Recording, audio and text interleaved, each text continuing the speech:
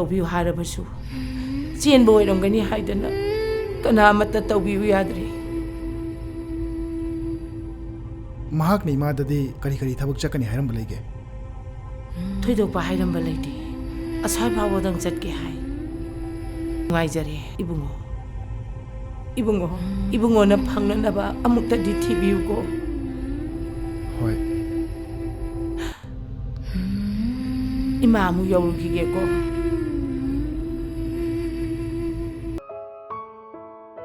yum sidane mana ngang like ta haido amtang furniture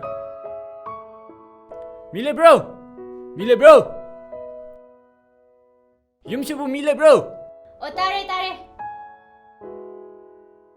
ibunga kaidabu yawre akhoi sarga amta unabiyo sir tuition tamiba angang duga mama duga ni